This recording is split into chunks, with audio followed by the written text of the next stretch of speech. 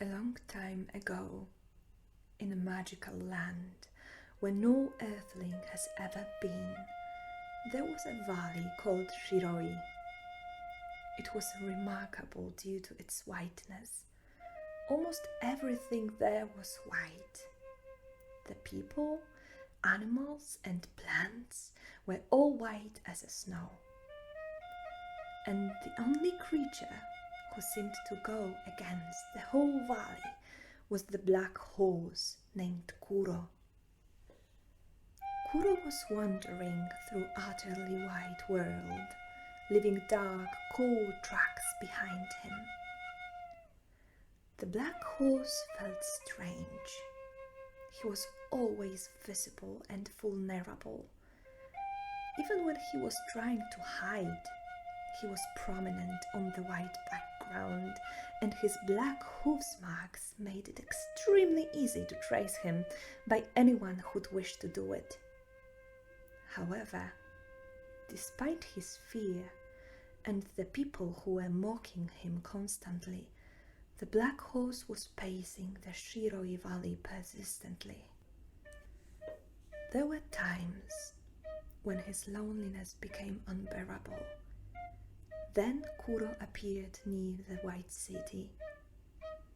The moment his black hooves beaten the cobblestone alleys and the tapping reached nearby houses, heavy shutters were closing blusteringly, and from both sides of the road, Kuro could hear frightened whispers. "It's him! It's the monster!" Terrified mothers started to urge laughing children to the houses, whereas merchants, crowding in panic, left their booths full of white fruits and vegetables to hide in time in their habitations. Nevertheless, Kuro didn't complain by his circumstances.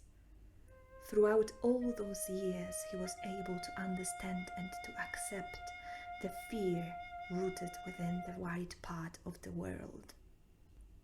Although there was one place when the black horse loved to visit. This place was friendly and welcoming even towards him, accepting him just as he was. It was placed behind the White City, on the clearing inhabited by the white butterflies.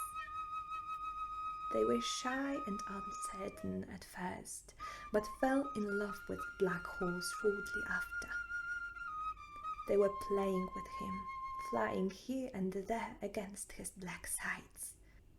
They looked beautifully spinning, looping and pitch-pulling, like snowflakes dancing on the pitch-black sky. One day, white heavy clouds had come over the Shiroi Valley. No one knows if it was strange magic powers or anger being held for long years, but something made white people started a rebellion against the black horse, against his parades through city, against dark hoofsteps on the perfectly white cobblestones. When the black horse went back from the butterfly clearing, when only stepped through city gates, dwellers attacked him, throwing stones and shouting, "Enough of these wanderings! Take your ugly hooves away! You're causing our grain and our children need to hide to avoid your black spells. We don't want to see you here ever again!" Black Horse cried, and his black tears mixed with his black hoofsteps. The only existing way to the butterfly clearing led through the White City. The black horse became all alone then, and it was really hard for him.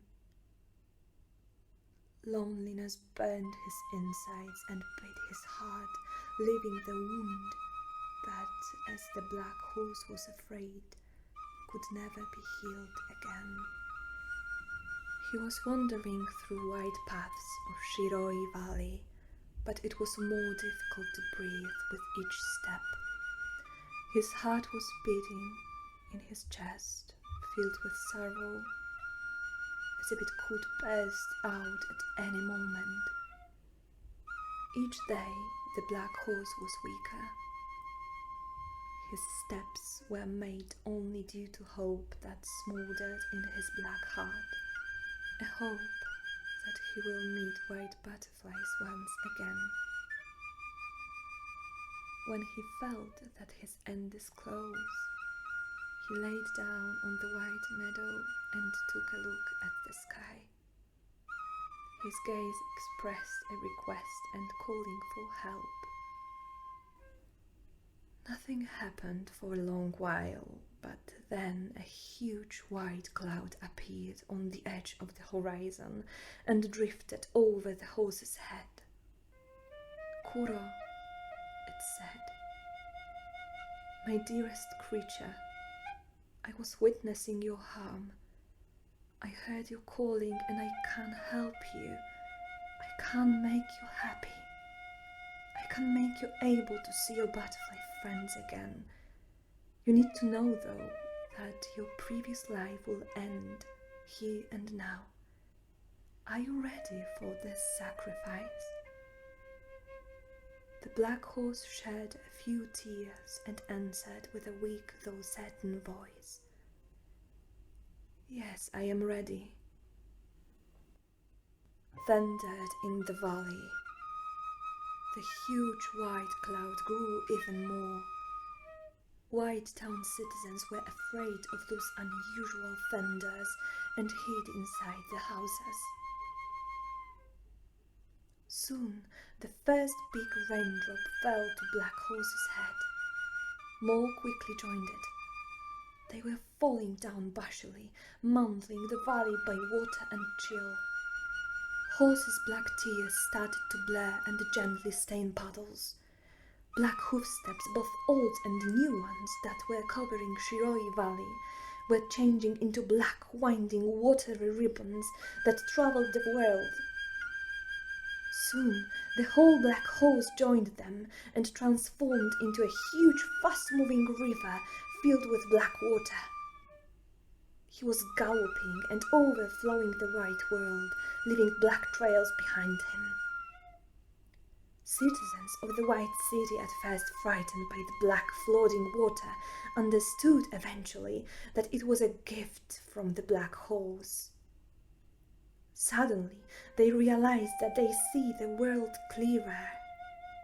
The houses gained contours, thanks to which the citizens stopped bouncing off invisible walls.